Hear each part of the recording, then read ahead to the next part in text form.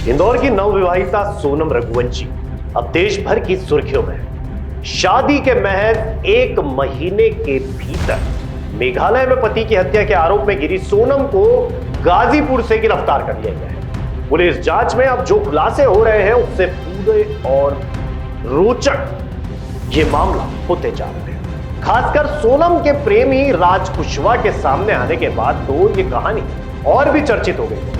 आइए जानते हैं कहां, कैसे और कब शुरू हुई सोनम और राज कुशवाहा और पति राजा की हत्या की कहानी। जानकारी के मुताबिक इंदौर निवासी सोनम रघुवंशी के पिता देवी सिंह रघुवंशी की एक छोटी सी प्लाईवुड फैक्ट्री है। इसी फैक्ट्री में एक युवक राज कुशवाहा काम करता था।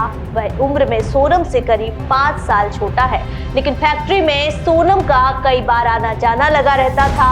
अकाउंट्स और स्टाफ मैनेजमेंट से जुड़ी कुछ जिम्मेदारियों को निभाने के बहाने वह ऑफिस आती थी और इसी दौरान राज कुशवाहा और सोनम की नजदीकियां बढ़ी। फैक्ट्री के कर्मचारियों ने भी कई बार दोनों को बात करते देखा, लेकिन किसी को अंदाजा नहीं था कि मामला इतना आगे बढ़ जाएगा कि सोनम शादी के बाद अपने पति की जिंदगी से ही खिलवाड़ कर देगी। पुलिस ने राज कुशवाहा को गिरफ्तार कर लिया है। सूत्रों के मुताबिक पुलिस राज कुशवाहा और फैक्ट्री से उसके सारे रिकॉर्ड खंगाले जा रहे हैं और मोबाइल लोकेशन व कॉल डिटेल्स भी खंगाली जा रही हैं। जब मीडिया ने सोनम और राज के रिश्ते पर सवाल किए तो उसके पिता देवी सिंह ने कहा, हाँ राज को जानता हूँ, वह मेरे पास काम करता है, लेकिन ये वही राज कुशवाहा है ये मैं नहीं कह सकता। वह तो पहले भी था और आज भी है।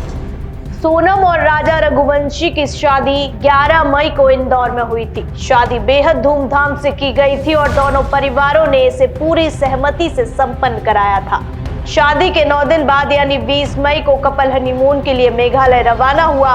22 मई को वे दोनों किराए के स्कूटर पर मेघालय के मावलाख्यात क्षेत्र में ट्रैकिंग के लिए पहुंचे। वहां से वे करीब 3000 सीढ़ियां उतरकर नॉनग्रियाट गांव गए और शिपारा होम स्टे में ठहरे। वहीं 23 मई की सुबह उन्होंने चेकआउट किया, लेकिन इसके बाद से ही दोनों का कोई अता पता नहीं चला। 24 मई को स्कूटर स्लॉन्ग सोहरा मार्ग पर एक कैफे के बाहर लावारिस हालत में मिला। पुलिस को शक तब गहराया जब 2 जून को राजा का शव एक गहरी खाई से बरामद किया गया। अब इस केस में नया मोड़ तब आया जब एक local tourist guide Albert PD ने कुछ बातें बताई। अल्बर्ट ने दावा किया कि उसने 23 मई को सोनम और राजा को 3 अन्य पुरुषों के साथ ट्रैकिंग करते हुए देखा था। उसके अनुसार ट्रैक पर 4 पुरुष आगे आगे चल रहे थे और सोनम पीछे थी। वे हिंदी में बात कर रहे थे, लेकिन चूंकि गाइड केवल खासी और अंग्रेजी समझता है, इसलिए वह बातचीत का आशय नहीं समझ पाया। अल्बर्ट ने यह भी बताया कि 22 मई को उसने कपल को ट्रैकिंग सर्विस ऑफर की थी, लेकिन सोनम और राजा ने उसे मना कर दिया था और बताया था कि वे पहले से ही किसी और गाइड को हायर कर चुके हैं। बाद में जांच में पता चला कि उन्होंने भावंसाई नाम के गाइड को हायर किया था और शिपारा होम स्टे में रुके थे। गाइड के अनुसार 23 मई की सुबह जब कपल चढ़ाई कर रहा था तब उनके साथ कोई गाइड नहीं था। तभी यह सवाल खड़ा हुआ कि आखिर बाकी वो 3 लोग कौन थे।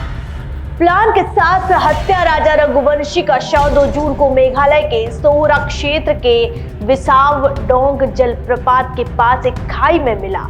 शव की हालत बेहद खराब थी। सबसे चौंकाने वाली बात यह थी कि शव से राजा की सोने की अंगूठी और चेन गायब थी। इससे पुलिस को आशंका थी कि यह कोई लूटपाट के बाद की गई सुनियोजित हत्या हो सकती है।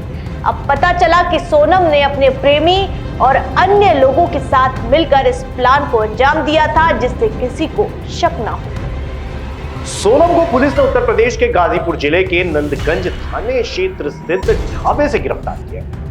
ढाबे के मालिक साहिल यादव के मुताबिक रात करीब 1 बजे सोनम आई और अपने भाई को फोन करने के लिए मोबाइल मांगा। वह रो रही थी और बताने लगी कि उनके पति की हत्या हो गई और उनके साथ लूट हुई। रात 3 बजे पुलिस आई और उन्हें गिरफ्तार कर ली। सोनम के पिता का कहना है कि उन्हें अपनी बेटी से बात करने तक का मौका नहीं मिला। उन्होंने केंद्रीय गृह मंत्री अमित शाह से इस मामले की सीबीआई जांच की मांग की है। देवी सिंह का दावा है कि उनकी बेटी 100% निर्दोष है और मेघालय पुलिस शुरू से झूठ बोल रही है। इस पूरे मामले पर, इस मिस्टीरियस केस पर लाइव अपडेट के लिए देखते रहिए राजीव टाइम्स।